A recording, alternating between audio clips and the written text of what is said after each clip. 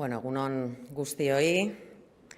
Aurtengo Nafarroaren eguna egoera berezi batean ospatuko dugu, pandemia baten erdian hain zuzen ere.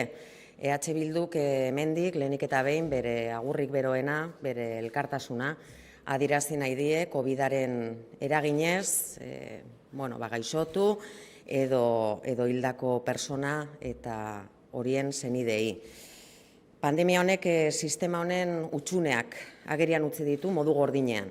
Espero etzen krisiak denok kolpatu gaitu eta egoera honi erantzun behar izan zaio, erantzun behar izan diogu.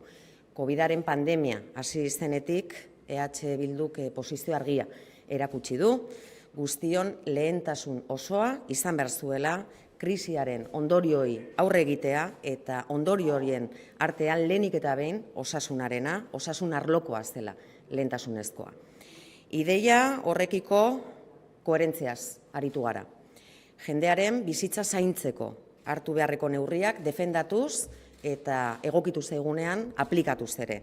Batzuk gure gustokoak ez izan arren eta ez badira ere momentu honetan ere. Eta gauza bera egiten jarraituko dugu, auzolana bultzatuz, guztiok elkarrekin aurregin beharreko erronka delako geure jendartea gogorki astindu duen pandemia hau gainean dugulako. Bizi dugun egoerak bigako nagusi azaleratu ditu lehenik. Agerian geratu da egungo sistemaren hutsune, gabezia, maltzurkeria eta ezintasun guztiak jakin badakigu halako arazoak ez direla konponduko erroetara jo gabe. Hots, iragana berrerekitzen saiatzeak askotan esan dugun bezala ez duela zentzurik eta ez duela etorkizunik eta momentu hau eraldaketarako momentua dela. Afera ez baita soilik birus baten edapena, arazoa da urte luzetako murrizketek nolako egoera utzi diguten, nolako eragina izan duten gure zerbitzu publikoetan, osasungintzan, hezkuntzan edo bestelako babes sozialeko zerbitzuetan, adinekoentzako erresidentzietan beraietan. Arazoa da zaintza sistema integral eta publikoan inbertitu beharrean, zenbat diru joan zaigun urte luzez arlo pribatura. Arazoa da tragedia latz honen erdian, abiadura handiko trena bezalako azpiegitura batean xahutzen jarraitu nahi dutela batzuek beste esparru batzutan erabat ezinbestekoa izango litzateken dirua, erabat ezinbestekoak izango lirateken baliabideak. Noiz eta momentu honetan pandemia baten erdian zaintza eta sistema publikoak, zerbitzu publikoak indartu behar diren honetan. Eraldatu behar den sistema horren inertzia ezin hobeto islatzen duen adibidea da, gaia da. Laburbilduz, eraldaketa beharrezkoa dela osasuntsu eta zoriontsu biziko bagara. Pandemia honek beste afera bat ere utzi du agerian, alegia Nafarroak bere erabaki propioak hartzeko eta bere baliabideak erabiltzeko dituen mugak eta dituen ezintasunak. Martxoan ezarri ziguten agintaritza bakarra eta horrek sortu digun mendekotasuna eta izan dituen ondorioak negargarriak izan dira. Momentu honetan eta krisi garaian herri eta komunitate gisa erabakiak hartzeko premia nabarmen geratu da. Izan ere, krisietan ezinbestekoa da elkartasunak proiektu kolektiboetan erroak izatea. Horregatik, aurtengo Nafarroaren egunean berriro errepikatuko dugu. Nafarroak ez du demokratikoki erabaki, ez bere estatus politiko-juridikoa, ez beste Euskal Lurralde historikoekiko harremana eta are gutxiago Espainiar estatuarekiko harremana. Harreman hauek, beto antidemokratikoa Euskal Lurraldeekiko harremanen kasuan, de facto inposatu zitzaizkigun Lorafnaren bidez. Lege hau, ez dugu inoiz demokratikoki erabaki, ez eztabaidatu, eta bada garaia herriaren hitza, herritarron hitza entzun eta errespetatzeko. Tenorea da geure elkarbizitza ereduaren gaineko eztabaida horri ekiteko. Bada garaia azken batean demokraziari bide egiteko. Erabaki nahi dugu eta modu burujabean egin nahi dugu. Ongizate sozialari eusteko eta benetako justizia sozialarekin amets egiteko bide zail eta malkartsuan aurrera egiteko berme bakarra baita. Erabaki nahi dugu, burujabetza nahi dugu, horrek soilik ireki ditzakeelako aukerak zerbitzu publiko duinak izateko. Bermatu berriz bakarrik borondateak, determinazioak eta borrokan jarraitzeak bermatu ditzake. Murrizketekin bukatzea edota guztiontzako eskubide sozialak bermatzea bezalaxe. Bertan, erabaki behar dugu, Nafarroa bere horretan subjektu politikoa delako. Hemen bizi garenoi dagokigu, hemengo bizitzaren arauak zehaztea eta erabakitzea, modu demokratikoan, inolako inposaketarik gabe. Eta eztabaida horretan ezarritako betoak desagerrarazi behar dira. Nafarroak ezin du beste euskal lurraldei bizkarra emanaz bizi, historiari uko egitea baino, are gehiago, etorkizunari begira, oztopo, ekonomiko, kultural eta sozialak esartzea suposatzen duelako. Ezkerreko subiranismoak Nafarroa beste euskal lurraldeekin batera bide berri bat eginez irudikatzen du, nahi du. Historian zehar, hobeki joan zaiolako Nafarroari beste euskal lurraldeekin elkartu denean bereizita baino. Bai, Euskal Errepublika nahi dugu, Errepublika konfederal bat, euskal lurraldeen berezitasunak aintzat hartu eta bide ematen diena, eta jakina errege eta agintari ustelik gabea. Hori da nahi dugun etorkizuna eta argiki diogu mundu osoak entzun dezan, noiz eta Nafarrontzat eta oro har euskaldunontzat hain bereziak diren data hauetan, burujabetza eta justizia soziala batera doazelako.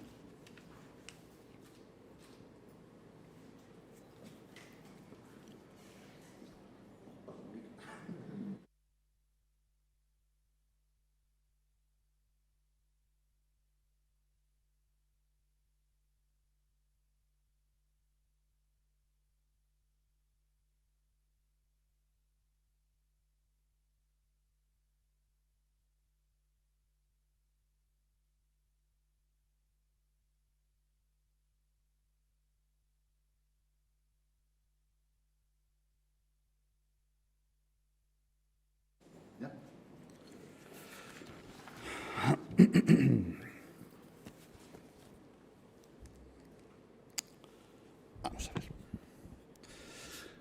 Egunon, este año celebraremos el Día de Navarra en una situación especial en medio de la pandemia. Por eso, EH Bildu quiere desde aquí dar su más afectuoso abrazo y mostrar su solidaridad a las personas y familias que se han visto afectadas en estos duros momentos. La pandemia ha puesto de manifiesto de la manera más cruda las carencias de este sistema. La inesperada crisis nos ha golpeado a todas y todos y hemos tenido que responder a esta situación. Desde la llegada de la pandemia del COVID, Euskal Herria Bildu ha mantenido una posición clara, que la prioridad absoluta es hacer frente a las consecuencias de esta crisis. Hemos estado trabajando en coherencia con esta idea, defendiendo y aplicando las medidas necesarias para preservar la vida de la gente, aunque algunas de estas medidas no fueran ni son de nuestro gusto. Y seguiremos haciendo eso mismo, impulsando el trabajo en común, porque es un reto al que nos enfrentamos todos y todas, porque nuestra sociedad ha sido duramente sacudida por esta pandemia. La situación que vivimos ha evidenciado dos importantes claves. La primera, que se han puesto en evidencia todas las lagunas, carencias e incapacidades del sistema actual.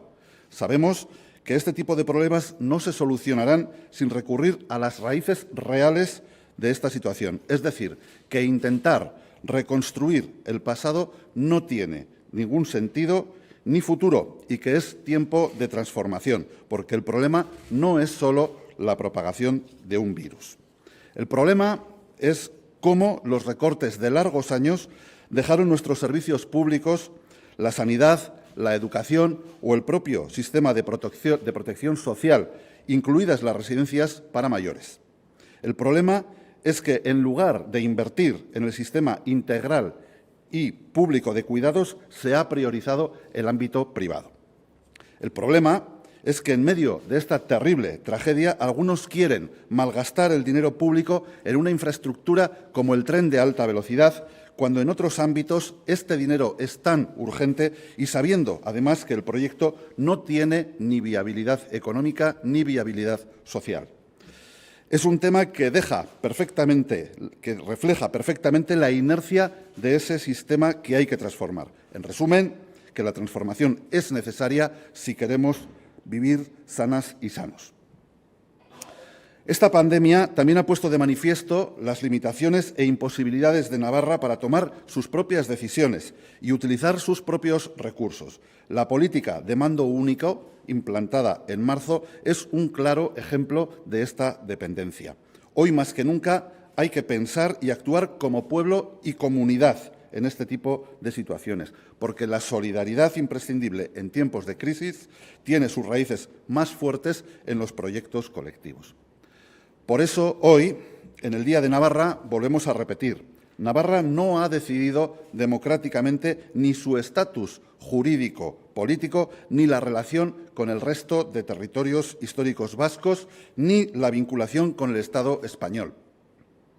Existe un veto antidemocrático en el caso de las relaciones con los territorios vascos, que se impuso de facto a través de la LORAFNA. Nunca hemos tenido la oportunidad de debatir y decidir democráticamente esta ley.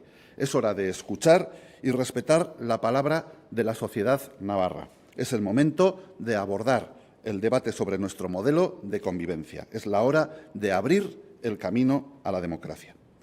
Queremos decidir y queremos hacerlo de manera soberana, porque es la única garantía para avanzar en el camino de mantener el bienestar social y soñar con una justicia social real.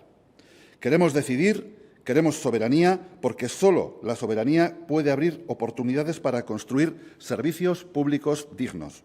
Y solo la voluntad, la determinación, el trabajo y la lucha lo pueden garantizar, como también son la garantía para acabar con los recortes o garantizar los derechos sociales para todas y todos.